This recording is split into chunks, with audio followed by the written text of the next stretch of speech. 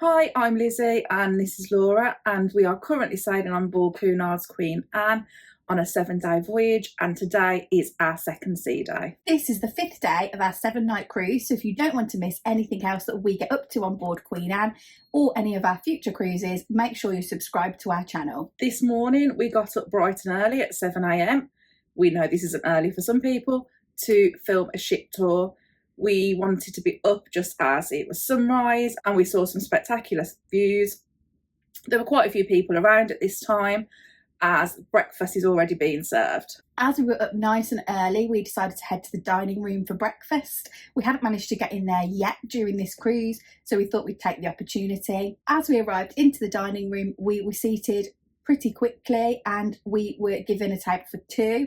Something to be aware of about the tables for two, particularly in the Britannia restaurant, is that they are very close together. So it wasn't really a sort of separate table for two. We were basically on a table for 6 with 2 other tables for 2. That doesn't bother us. We're quite happy to share. But if you are somebody that wants a more secluded table, make sure you mention that when coming into the restaurant. There are lots and lots of options on the breakfast menu. So I chose to go for the Cunard breakfast and a side of toast.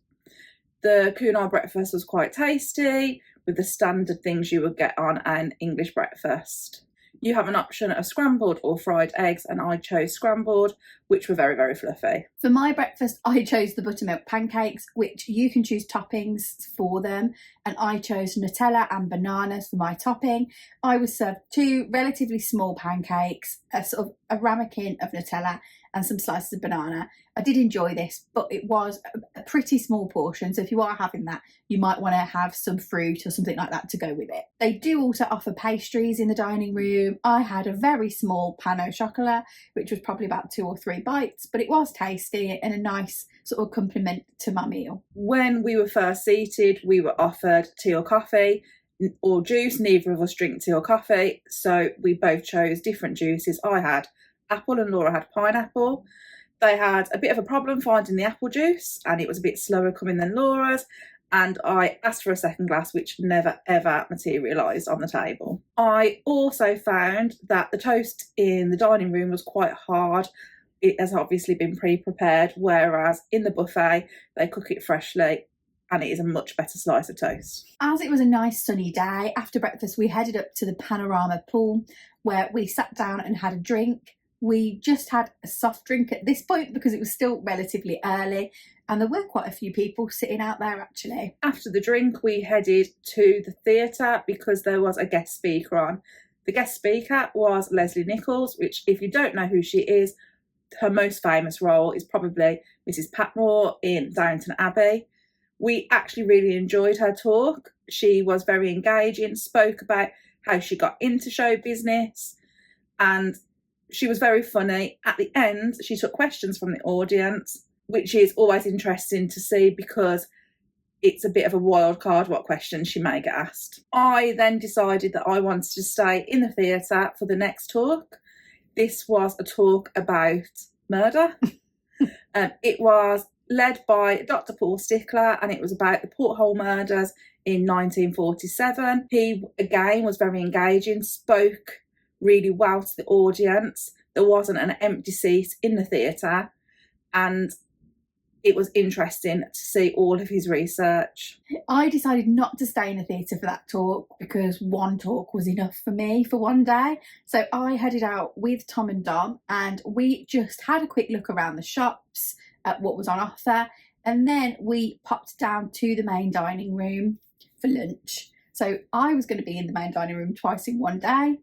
We sat down to lunch in there, and it was pretty quiet when we arrived at the dining room, and we remarked this to the waitress, who said it will get busy later, and she was right. At about 1 o'clock the crowd sort of started pouring in. For lunch I started with the mulligatawny soup, which I wasn't quite sure what to expect from this. I took Tom's recommendation because, as you probably all know, he does love a soup, and we were pleasantly surprised by this. It was really tasty, probably one of the tastiest sort of most flavoursome things I've eaten on this cruise. There was lots of different sort of spices and things in there, and it was a really good soup.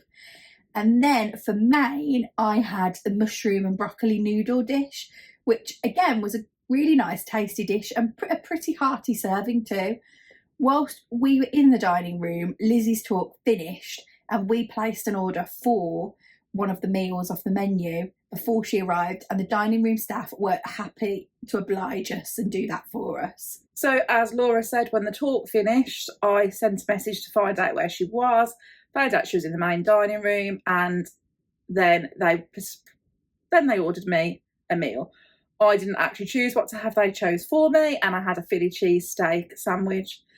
It was okay. It was a bit more like a fajita, really, the filling inside it, than what I would say is Philly cheesesteak, but it was all very hot and quite tasty. We decided to skip dessert in the main dining room because we'd seen some goodies on display in the cabinet in the Corinthia lounge, and we all wanted to give those a try, so we headed there to sit and have a drink and a cake. On the table we ordered the Rocky Road slice and the cookie. Lizzie didn't like the cookie, she thought it was a bit too cakey. I thought the Rocky Road slice was okay, but it wasn't really Rocky Road. It was more of sort of a brownie with a few marshmallows and nuts sprinkled on the top. The cookie was actually more my favourite than the Rocky Road. We then headed back up to the Panorama Pool Club, where we knew there was a music quiz about to happen. The theme for today was Halloween, because it is Halloween today. And to say that a lot of the songs were before our time is an understatement. I mean, I was born in the early 80s, but I was a very small baby. We knew a few and we got 19 out of 40, which we were quite proud of. However, when the scores were starting to be read out, they started at 20. So clearly it wasn't as good a score as we thought. The winner scored 38 out of 40, so that gives you a bit of context about how good some people were doing that quiz. Once the music quiz had finished, we were starting to get a little bit chilly because the wind had picked up a bit and we were all wearing short sleeves. We decided it was time to have a bit of a relax, so we headed back to the cabin and we relaxed for a little bit, and then we got ourselves ready for our night. Today is another formal night and it's Masquerade Ball, so we are very excited to see what people are wearing and what masks people wear. We had planned to meet in the chart room before dinner for a pre-dinner drink, which we did, so we headed down there for around about 7 o'clock and ordered a drink. It did take a little bit of time for those drinks to come, and we were keen to get to the dining room before 8 o'clock. So we headed down to the dining room at around about 7:30. We decided that today we weren't going to join the virtual queue. We wanted to see how easy it was to walk in at dinner time. And it was just as easy, if not easier, than joining the virtual queue. We got there, as we said, before 8 o'clock, about 7:30, to make sure we weren't there at the really busy time. And we were seated straight away. Again, we were seated on 2 tables for 2, but they pushed these together to make a table for 4, as it is very little effort to get them closer together. For my dinner this evening, I really struggled to choose an appetiser. There wasn't particularly anything on there that appealed to me. So I ordered the beef, and I was probably correct in my assumption that I wouldn't like it. It was like a cured beef, and I wasn't keen on the texture or the flavour on this dish. However, others at the table did give it a try and they said it was a nice dish. It just wasn't to my taste. And then I had a seafood bisque for the soup, which I did enjoy. I thought this was tasty, and there were some good pieces of seafood in there too. For my starter, I had beetroot, and basically it was just beetroot. It was okay if you like beetroot. And then carrying on with the tradition of the cruise, I had a Caesar salad. I felt like today the dressing was a little bit creamier, so I really enjoyed it again. For my main, I had beef. The beef was very tender, quite tasty. However, again, it wasn't a very big portion size. And I went a bit rogue again for my main and I ordered the lamb. I was determined not to have fish for the millionth time. However, this was a little bit rare for my likings. Tom did swap a piece of his with a piece of mine because his was cooked through a little bit more, and I did quite enjoy it. Lizzie also gave it a try and thought it was nice. So yeah, it was a dish I'd probably order again. For dessert then, I had the classic baked Alaska, which was nice, but the meringue was a little bit grainy on it. Other than that though, the flavour was really good and it was a good old classic that I enjoyed. And I was delighted to see another one of my favourite flavours of ice cream, mint chocolate chip. So I had 2 scoops of this. This ice cream was much better than yesterday's. It was very creamy tasting and I really enjoyed the flavours in it. We were then offered coffee and tea, which none of us had, and we were given some petit fours.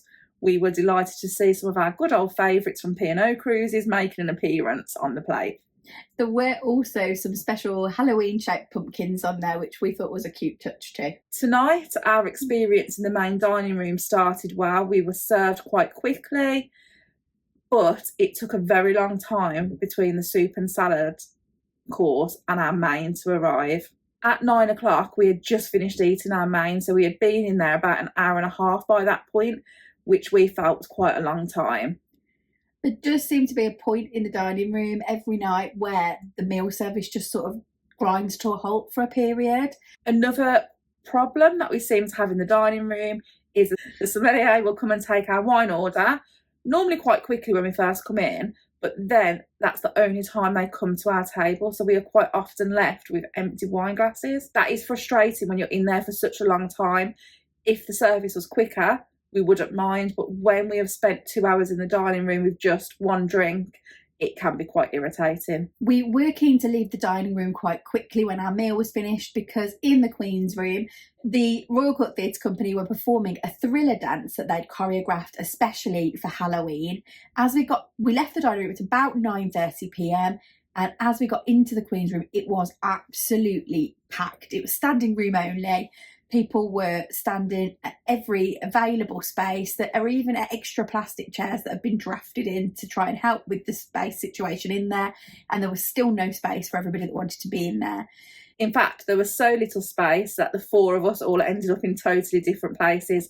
Tom and Don managed to get a seat together, whereas Laura stood up against the back wall. My feet were already hurting in my heels and I spotted a seat on a table, so I ran and took that opportunity to sit down.